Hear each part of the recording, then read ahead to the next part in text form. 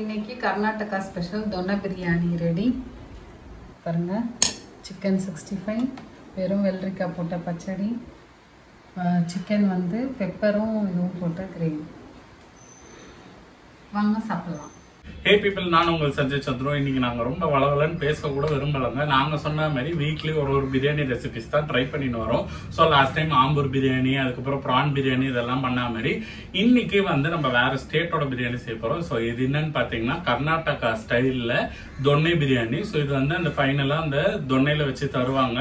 So ஒரு ஆத்தென்டிக்காக இருக்கும். So அந்த மாதிரி பிரியாணி தான். இதோட டிஃபரன்ஸ் என்னன்னு பார்த்தீங்கன்னா யூஸ்வலாக இருக்க பிரியாணி மாதிரி இல்லாமல் இதில் எல்லாத்தையுமே அரைச்சி போட்டு பேஸ்ட் மாதிரி பண்ணுவாங்க. ஸோ இது வந்து கொஞ்சம் கிரீனிஷ் ஷேட்ல இருக்கும்.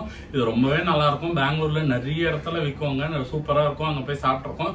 ஸோ கூடிய விரைவில் நாங்கள் பெங்களூர் போய் ரிவ்யூவும் போடுற மாதிரி ஏதாவது வாய்ப்பு அமையணும்னு வேண்டிக்கிறோம். ஸோ இன்னைக்கு வந்து பெங்களூர் தொன்ன பிரியாணி தான் செய்ய போறோம். இன்னைக்கு சிக்கன்ல செய்ய போறோம். ஸோ வாங்க பார்ப்போம் ரெசிபியை. ரொம்ப டைம் வேஸ்ட் பண்ணாம ரெசிபிக்குள்ள போகலாம். ஸோ இதுக்கு நான் சொன்ன மாதிரி பேஸ்ட் அரைச்சிக்கலாங்க. இதுக்கு வந்து சின்ன வெங்காயம், பூண்டு, இஞ்சி, அதுக்கப்புறம் பச்சை மிளகா, முந்திரி பருப்பு இது எல்லாமே போட்டு ஒரு பேஸ்ட் மாதிரி அரைச்சிக்க போகிறோம். ஸோ அதை தான் ஸ்டார்ட் பண்ணிடலாம். முதல்ல நம்ம எந்த பாத்திரத்தில் பிரியாணி செய்கிறோமோ அந்த பாத்திரத்திலே செஞ்சுட்டு அப்புறமா அதை தனியாக எடுத்து அரைச்சிக்கலாம். ஸோ அப்போ தான் அந்த பாத்திரத்துலேயே இந்த ஒரு ஃப்ளேவர் இருக்கும்.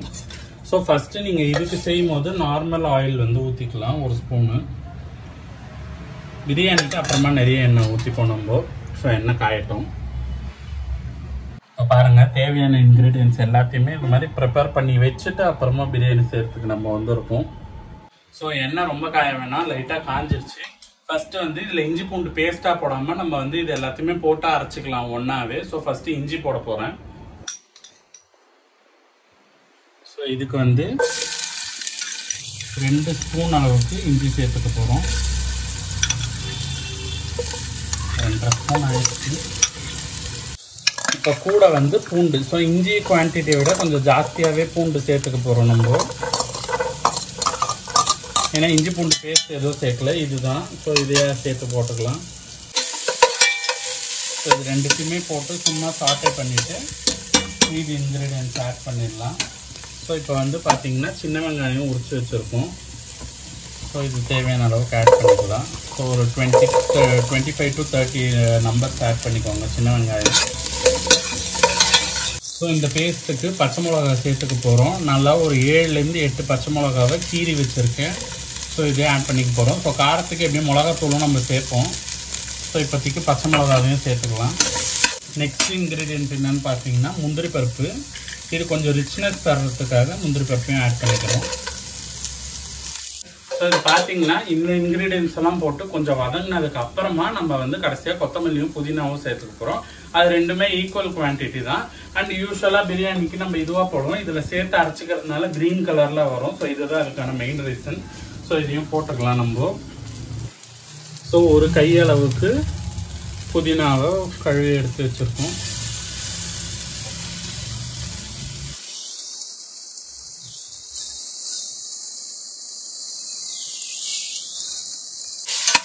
புதினா சேர்த்தாச்சு. அடுத்து கொத்தமல்லியும் ஈக்குவலாக எடுத்து கழுவி அரிஞ்சு வச்சுருக்கேன், அதையும் சேர்த்துக்கலாம்.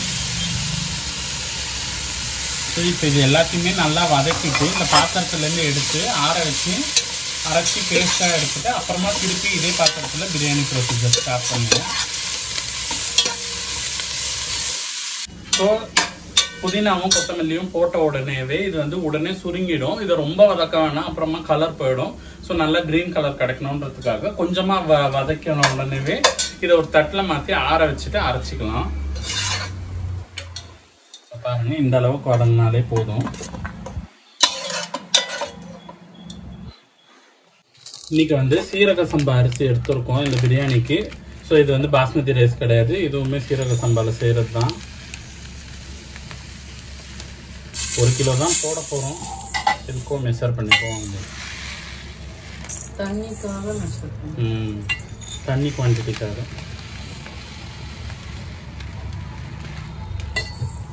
3 டம்ளரு 3.25 டம்ளர் வரைக்கும் வந்திருக்கு. ஸோ இதை போட்டு ஊற வச்சுக்கலாம். இப்போ வந்து அது எல்லாத்தையும் எடுத்து ஆற வச்சிருக்கோம். ஸோ இதே பாத்திரத்தில் பிரியாணிக்கான வேலைகளும் ஸ்டார்ட் பண்ணிடலாம் வாங்க. ஸோ அதுக்கு வந்து கொஞ்சமாக எண்ணெய் ஊற்றி நம்ம இது பண்ண மாதிரி இருக்கும், வதக்கின மாதிரி. பட் பிரியாணிக்கு அப்படி கிடையாது. கொஞ்சம் ஜாஸ்தி போடணும். இன்றைக்கி வந்து கடலெண்ணெய் யூஸ் பண்ணுறோம் நாங்கள். ஏன்னா கடலெண்ணெயில் செஞ்சால் வந்து டேஸ்ட்டு கொஞ்சம் நல்லாயிருக்கும் பிரியாணியெல்லாம். ஸோ அதனால் இது வந்து 4 ஸ்பூன் ஊற்றிக்கணும், அந்த பேஸ் ஃபில் ஆகிற அளவுக்கு. இது அப்புறம் நெய் 4 ஸ்பூன் போடணும். ஸோ நெய் எடுத்திருக்கேன். நெய்யும் ஒரு தோராயமாக 4 ஸ்பூன் போட்டுக்க வேண்டியது தான். 2 3 4 கொஞ்சம் எக்ஸ்ட்ரா. அதுக்கப்புறம் ஃபைனலாக நம்ம மூடும் போது கொஞ்சமாக நெய் ஊற்றி மூடிடலாம் தம் போடும் போது. ஸோ இப்போ வந்து மசாலா சாமான் எல்லாமே எடுத்திருக்கோம். இதுக்கு என்னென்ன எடுத்திருக்கோம்னு பார்த்தீங்கன்னா கொஞ்சம் டிஃப்ரென்ஸ் வரும் மீதி பிரியாணியை விட. இந்த பாருங்கள், பட்டை ஒரு 4லேருந்து 5 பீஸ் இந்த சைஸுக்கு. இது வந்து கல்பாசி 2 பீஸு சின்னதாக. அண்ட் இதெல்லாம் தான் டிஃப்ரெண்ட்டாக போடுறது. கல்பாசி, அதுக்கப்புறம் ஜாவித்ரி வந்து கொஞ்சம் 2 பீஸு, ஏலக்காய் ஒரு 5லேருந்து 6, அதுக்கப்புறம் கிராம்பு, அதுக்கப்புறம் ஸ்டார் அனீஸ் வந்து கொஞ்சம் ஒரு 3 பீஸு, அதுக்கப்புறம் சோம்பு வந்து இதில் போடணும். சோம்பு 1 ஸ்பூன் போட்டுக்க வேண்டியது தான். ஸோ இதெல்லாம் தான் இதோட மசாலாஸ். ஸோ இது எல்லாத்தையுமே இப்போ இதில் நம்ம ஆட் பண்ணிடலாம். கொஞ்சம் காஞ்சிருச்சு. ஸோ இது எல்லாத்தையுமே இப்போ ஒன்றா போட்டுக்க வேண்டியது தான்.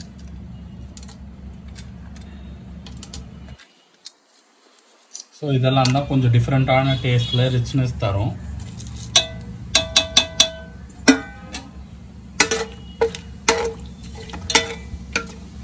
போட்டு அந்த ஆயிலில் அந்த மசாலாவோட ஃப்ளேவர்லாம் நல்லா இறங்கிடட்டும்.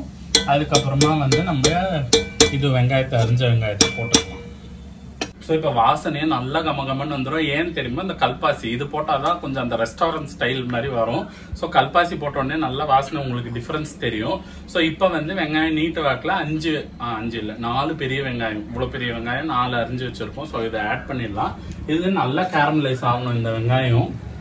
ஸோ இது நல்லா வாசனை வந்த உடனே வெங்காயத்தை சேர்த்துக்கலாம்.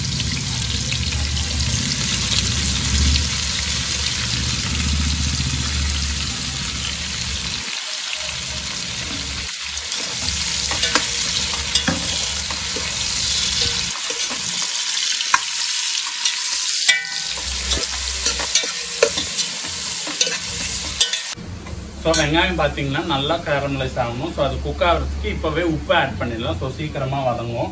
ஸோ இதுக்கு பார்த்தீங்கன்னா இப்போ 1 டேபிள் ஸ்பூன் அளவுக்கு உப்பு போடுறோம் நான் ஹீப்பாக.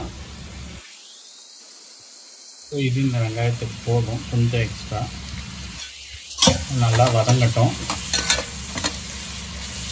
ஸோ இது வெங்காயம் வதங்குற கேப்பில் அது வந்து நல்லாவே ஆறிடுச்சு. நம்ம அரைக்க போகிற மசாலாவுக்கு. ஸோ இது ஒரு மிக்ஸி ஜாரில் போட்டு அரைச்சிக்கலாம்.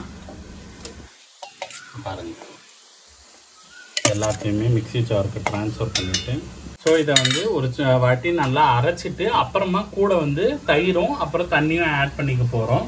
ஸோ தயிரும் தேவை. இதுக்கு வந்து ஒரு 1/2 கப் அளவுக்கு ஒரு சின்ன கப்பில் தயிர் எடுத்திருக்கேன். ஸோ இதை வந்து ஃபஸ்ட்டு கொஞ்சமாக பேஸ்ட்டாக அரைச்சிட்டு அப்புறமா நம்ம இது பண்ணிக்கலாம். ஸோ நான் அரைச்சின்னு வந்துடுறேன்.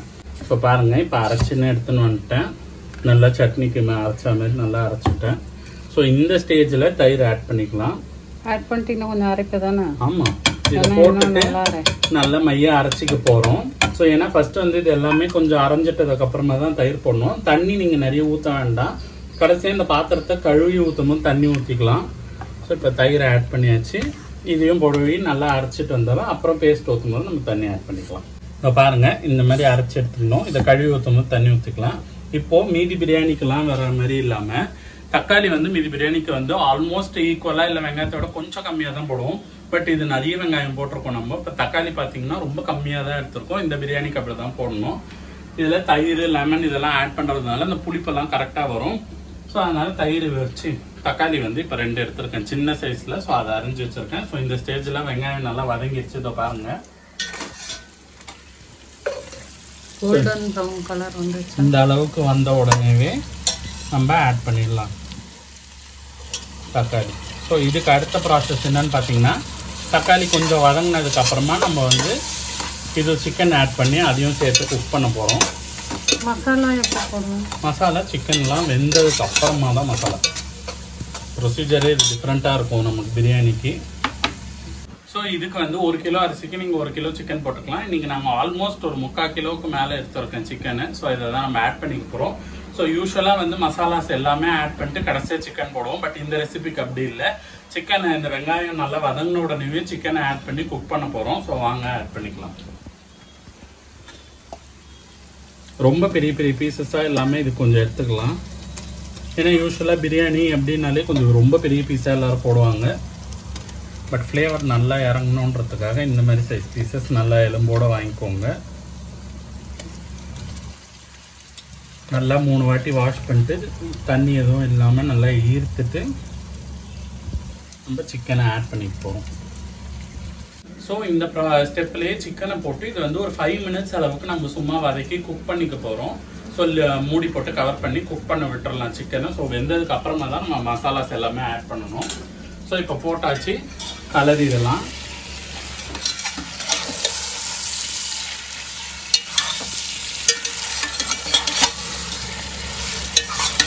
சிக்கனை போட்டு நல்லா கலரிட்டு இதை 5 மினிட்ஸ் க்ளோஸ் பண்ணி குக் பண்ணிக்கலாம். ஸோ இப்போ வந்து நல்லா கலரியாச்சு, க்ளோஸ் பண்ணி ஒரு 5 மினிட்ஸ் குக் பண்ணிக்க போகிறோம். இப்போ பார்த்தீங்கன்னா சிக்கன் மூடி ஏன் குக் பண்ணுறோன்னா அதோட தண்ணினா எவாப்ரேட் ஆகாமல் அதுலேயே இருக்கணும். ஸோ இப்போ இதில் மசாலாவை போட்டு நல்லா மிக்ஸ் பண்ணிட்டா ஃப்ளேவர்ஃபுல்லாக வரும். ஸோ அதுக்காக தான். ஸோ வாங்க ஓப்பன் பண்ணி பார்த்துடலாம்.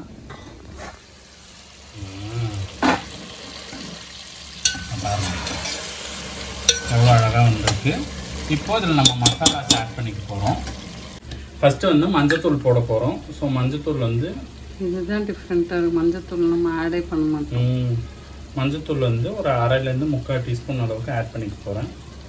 மஞ்சத்தூள், அப்புறமா வீட்டு மிளகாத்தூள். வீட்டு மிளகாத்தூள் யூஸ் பண்ணி அதான் வாயில் வருது. ஸோ இப்போ பார்த்தீங்கன்னா வீட்டு மிளகாத்தூள் யூஸ் பண்ணாமல் கடை மிளகாத்தூள், வெறும் மிளகாத்தூள் யூஸ் பண்ணிக்க போகிறோம். ஸோ இது வந்து பச்சை மிளகா காரமும் இருக்கும். இது வந்து 3 ஸ்பூன் போடணும். 1 கிலோவுக்கு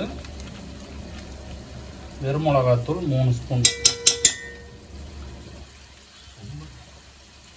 அனல் அடிக்குது. மிளகாத்தூள் 3 ஸ்பூனும், அதுக்கப்புறமா வெறும் தனியாத்தூள்.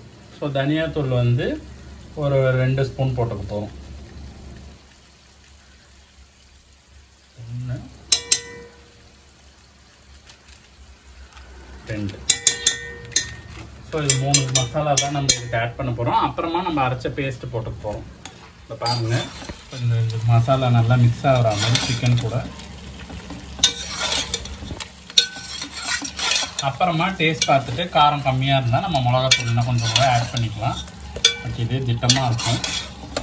ஸோ வந்து இப்போ மசாலா தூள் எல்லாமே போட்டாச்சு. இது கூடவே நம்ம அரைச்சி வச்சிருக்கிற பேஸ்ட்டையுமே ஆட் பண்ணிட்டு திருப்பி ஒரு 5 நிமிஷம் நம்ம இதை குக் பண்ண போகிறோம். ஸோ அந்த சிக்கனில் மசாலா எல்லாமே அப்சர்வ் ஆகிடும். ஸோ ப்ரொசீஜர் கொஞ்சம் டிஃப்ரெண்ட்டாக தான் இருக்கும், ஃபாலோ பண்ணிக்கலாம் வாங்க. ஸோ இப்போ நம்ம அரைச்ச அந்த புதினா சட்னி மாதிரி இருக்கிற மசாலாவே ஆட் பண்ணிக்கலாம். ஸோ இப்போ வந்து அந்த பேஸ்ட் ஆட் பண்ணியாச்சு. இதோ பாருங்கள் மிக்சியில் எவ்வளோ இருக்கா. ஸோ இப்போ நம்ம தண்ணி ஆட் பண்ணிக்கலாம். கொஞ்சமாக தண்ணி ஆட் பண்ணி மிக்சியை திருப்பி ஒரு சுற்றிட்டு அப்படியே ஊற்றுனீங்கன்னா நல்லா எல்லாமே வந்துடும். ஸோ அந்த பிளேடில் மாட்டினது எல்லாமே இதான் ட்ரிக்ஸு. ஸோ இந்த மிக்சியில் இருக்கிறதையும் நான் அரைச்சிட்டு எடுத்து ஊற்றிடுறேன். ஸோ அரைச்சின்னு வந்தோட இதை பாருங்கள் நல்லா அரைச்சிருக்கேன். அரைச்சதையும் இது கூட திக்காகவே இருக்கும் அரைச்சிங்கன்னா. ஸோ ஆட் பண்ணிவிட்டு இப்போ நம்ம எல்லாத்தையும் சேர்த்து மிக்ஸ் பண்ணிக்கலாம். இந்த மசாலா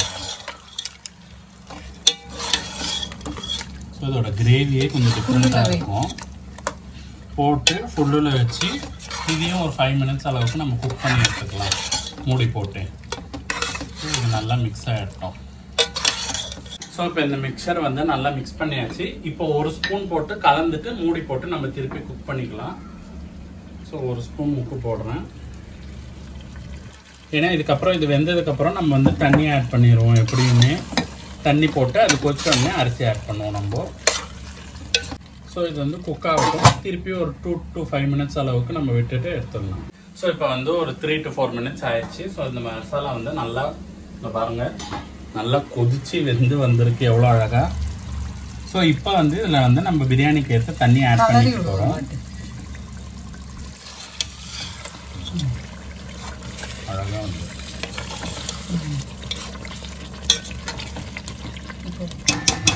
திக்காக கிரேவி மாதிரி வந்துருக்கு. இப்போ வந்து நம்ம தண்ணி ஊற்றிக்க போகிறோம்.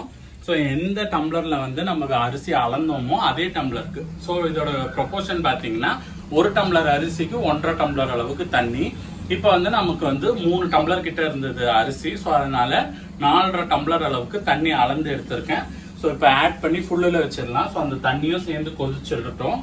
ஸோ இப்போ அந்த தண்ணியை ஊற்றிக்கிறேன்.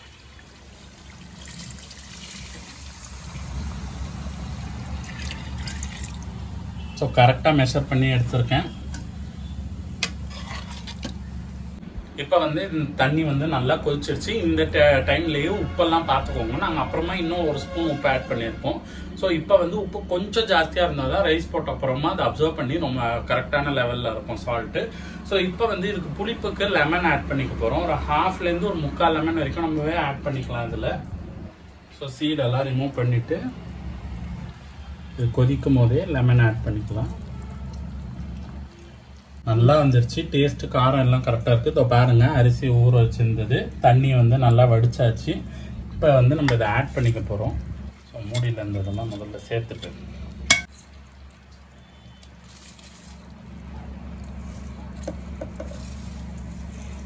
அரிசி வாசனையும் சூப்பராக இருக்குது. ஆனால் இந்த கிரேவியோட ஃப்ளேவரும் ரொம்ப நல்லா வந்திருக்கு. கிரேவியோட டேஸ்ட்டும் ரொம்ப நல்லா இருக்கு.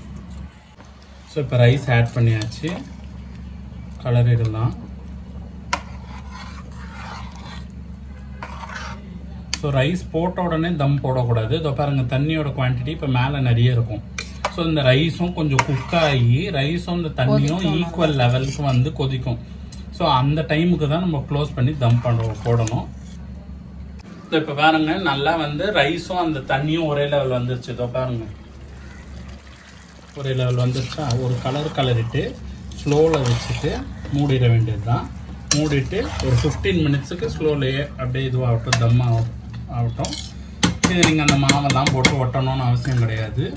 இந்த மாதிரி மூடிட்டு இதுக்கு மேலே கல் வச்சிடணும். ஸோ இந்த சைடு ஒரு வெயிட், அந்த சைடு ஒரு வெயிட்னு வச்சிட்டிங்கனாலே போதும். ஸோ இந்த மாதிரியே வச்சுட்டு கரெக்டாக ஒரு 10 to 15 மினிட்ஸ் அதுக்கப்புறம் நிறுத்திடுங்க. அப்புறமா பொறுமையாக திறக்கலாம். ஸோ இந்த கேப்பில் வந்து பச்சடி 65 இந்த வேலையெல்லாம் நாங்கள் முடிச்சுட்டு வந்துடுறோம். ஸோ பிரியாணியை ஓப்பன் பண்ணி எப்படி இருக்குன்னு பார்த்துடலாம். இது 15 மினிட்ஸ் நல்லா ஸ்லோவில் வச்சு தம் போட்ட மாதிரி இது பண்ணி ஸ்டவ்வில் வச்சு இறக்கியாச்சு. இப்போ நம்ம ஓப்பன் பண்ண போகிறோம். வாங்க பார்க்கலாம்.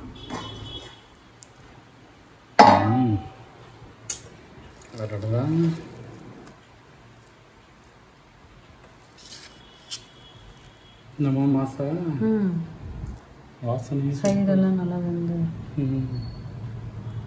நல்லா இருக்கு. தொன்னை பிரியாணி ரெடி. வாங்க சாப்பிடலாம். பீஸ் எல்லாம் பஞ்சு போல இருந்திருக்கு. ஸோ வந்து இது கர்நாடகா ஸ்பெஷல் ரெசிபி அப்படின்றதுனால என் தாயை இன்வால்வே பண்ணாமல் நானே ஃபுல்லாக செஞ்சுட்டேன். இது ஆல்ரெடி நான் செஞ்சுருக்கேன். எங்கள் அம்மாவுக்கு எப்படின்னு பார்த்தீங்கன்னா பிரியாணி எப்பயுமே ஒரே டைப்பில் செய்யணும்னு இருந்தாங்க. பட் இப்போ அந்த ப்ரான் பிரியாணி எல்லாம் டேஸ்ட் பண்ண உடனே அவங்களுக்கு அந்த ஒப்பீனியன் சேஞ்ச் ஆயிடுச்சு. ஸோ அதனால் இன்றைக்கி நாங்கள் ஒரு different types of biryani try பண்ணிருக்கோம். அண்ட் பச்சடியுமே நாங்கள் கூட சேர்த்து செஞ்சுட்டு இருக்கோம். இது பார்த்தீங்கன்னா சொல்லடா, வெறும் வெள்ளரிக்காய் மட்டும் போட்டு தயிர் போட்டு உப்பு கொஞ்சம் போட்டு பச்சடி டிஃப்ரெண்ட்டாக இருக்கும். டேஸ்ட் பண்ணிக்கோங்க, பெங்களூர் ஸ்டைல். ஸோ இப்போ வந்து நாங்களே ரிவ்யூ பண்ண போகிறோம் எப்படி இருக்குன்னு சாப்பிட்டு. நல்லா வந்திருக்கு பாருங்கள். ரொம்ப ட்ரையாகவும் இல்லாமல் ரொம்ப அந்த தண்ணி ஜாஸ்தியும் ஆகாமல் கரெக்டான கன்சிஸ்டன்சியில் வந்திருக்கு. எனக்கே ஒரு சந்தோஷம். அது திறக்கும் போது தான் நமக்கே தெரியும். ஸோ அப்போ தான் பார்த்து தெரிஞ்சுக்கிறது. நாங்கள் வந்து அங்கே நிறையவே ட்ரை பண்ணியிருக்கோம். ஸோ பெங்களூரில் பார்த்தீங்கன்னா 2 டைப் பிரியாணி ஃபேமஸாக இருக்கும். ஒன்று அந்த மேக்னா பிரியாணி, மேலே அந்த தொக்கு மாதிரி வச்ச மாதிரி இருக்கும். இன்னொன்று பார்த்தீங்கன்னா இந்த தொன்னை பிரியாணி கொஞ்சம் க்ரீன் கலரில். ஸோ அங்கே நிறைய கடையில் நல்லா இருக்கும். ஒரு சில கடையிலலாம் விடிகாலையில் செஞ்சு வைப்பாங்க. அங்கேயும் சூப்பராக இருக்கும். நாங்கள் போய் சாப்பிட்ருக்கோம். ஸோ நானும் என் தம்பியும் காந்தி நகர் பஜார் ஏரியாவில் போய் ஒரு கடையில் சாப்பிட்டோம். லெமன்லாம் கொடுப்பாங்க கூட, அதை பிழிஞ்சு தொட்டு சாப்பிடும்போது ரொம்ப டிஃப்ரெண்ட்டாக இருக்கும் ரெசிபி. ஸோ அதேமாதிரி நமக்கு வந்திருக்கான்னு நம்ம செக் பண்ணி பார்ப்போம். கொதிக்குது. ஸோ தட்டு பாருங்க எவ்வளோ அழகாக ரெடி ஆயிடுச்சுன்னு. நல்லா இருக்கா? நல்லா இருக்கு. டிஃப்ரெண்ட் ஃப்ளேவர் பிரியாணி சூப்பராக இருக்குது. நீங்களும் ட்ரை பண்ணி பாருங்கள்.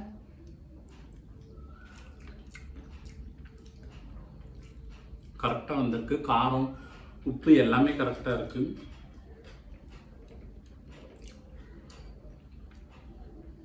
சூடாக சாப்பிட்றதே. ஸோ அச்சீவ் பண்ணிட்டோம் அந்த ஃப்ளேவரை. எனக்கு அதே ஒரு சந்தோஷம். இது நீங்கள் மட்டன்லேயும் செய்யலாம். நாங்கள் இன்றைக்கி சிக்கனில் செஞ்சுருக்கோம். ஸோ பீஸ் எல்லாமும் ரொம்ப நேரம் நம்ம குக் பண்ணதுனால சிக்கனே சாஃப்டாகிடுச்சு, ரொம்ப ஹார்டெல்லாம் ஆகாமல். ஸோ தொட்டா அப்படியே உதிருது. இந்த பாருங்கள், ரைஸோட கன்சிஸ்டன்சிலாம் அவ்வளோ சூப்பராக இருக்குது. 65 ரொம்ப நல்லா வந்திருக்கு. ஸோ இதுக்கு இந்த வெறும் வெள்ளரிக்காய் பச்சடியை வச்சு அப்படி அள்ளி சாப்பிட்டா தான் அதுக்கு ஒரு, ஆனால் கொதிக்குது.